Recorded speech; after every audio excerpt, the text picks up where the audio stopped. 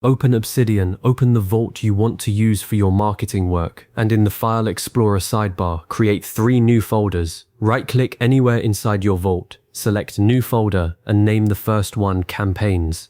Repeat this to create a second folder called Content and a third called Analytics. That's your entire structural foundation. You now have a dedicated home for campaigns, content planning, and performance data, and you're ready to build the actual dashboard in under a minute.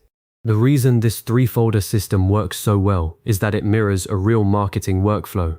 The Campaigns folder will hold every initiative you run, product launches, ad campaigns, outreach, so when you need to revisit a past strategy or check the status of something active, you know exactly where to look.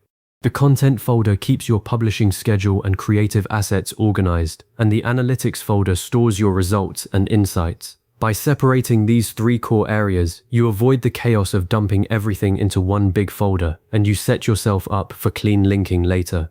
Now let's populate the Campaigns folder. Open it, create a new note, and name it Campaign Tracker. Inside, add a heading for active campaigns. Then beneath that, a dashed list line where you'll type each campaign's name. Below that, create a section called Campaign Details, with fields like campaign name, goal, target audience, platform, start date, end date, and status. Then add a task section and a note section. This note becomes your command center for every live campaign. When you launch a new promotion, you drop its details here instead of scattering them across emails or spreadsheets. You can see at a glance what's running, what's due, and what needs attention. Next, open the Content folder and create a new note called Marketing Dashboard. This is your main overview page. Add a heading for current campaigns, then content schedule, marketing goals, upcoming tasks, and important links. Each of these sections will hold bullet points or short notes that you update regularly. For example, under current campaigns, you might list the name of an active campaign, its status, and its deadline. Under content schedule, you can list blog post titles or video ideas with their published dates and platforms. This note is what you'll open first every day. It replaces the need to check 5 different tools just to know what's happening. Now go to the Analytics folder and create a note called Marketing Reports. Give it a monthly performance section with fields for date, campaign, and results.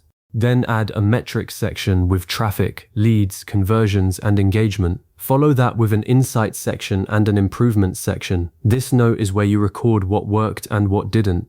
When a campaign finishes, you come here, fill in the numbers, and write down 1 or 2 takeaways. Over time, this becomes a reference library you can search to avoid repeating mistakes and to double down on strategies that performed well.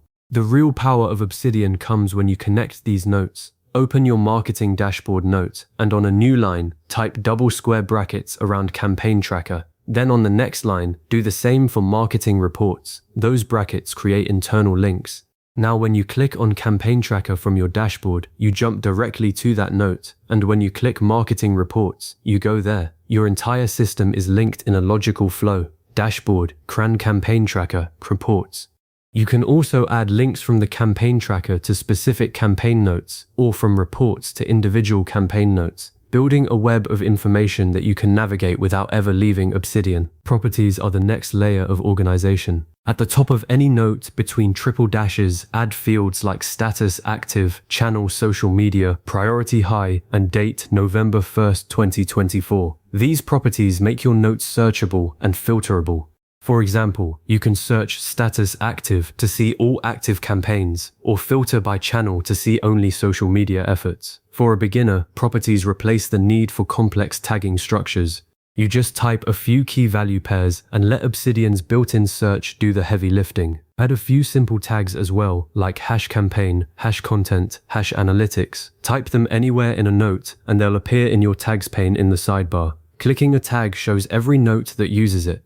This is especially useful when you have notes that span multiple folders. A post about a campaign's content performance could carry tags for both #campaign and #analytics, making it findable from either direction. To keep this dashboard useful, follow a lightweight review workflow.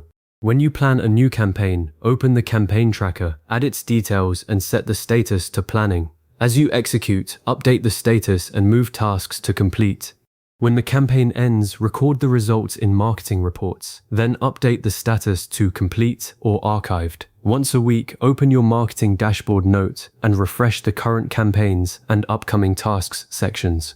This 5-minute habit ensures your dashboard always reflects reality, which is the whole point of having a centralized system. A common mistake people make is trying to track every possible metric or adding every piece of content into the dashboard from day one.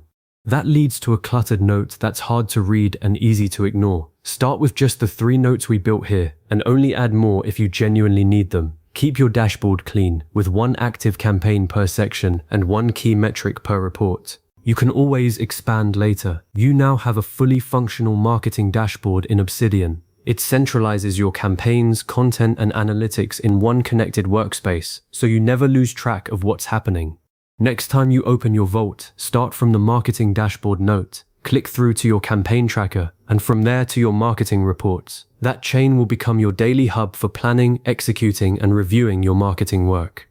If you found this helpful, save this video or bookmark these steps and come back whenever you need to rebuild or refine your system.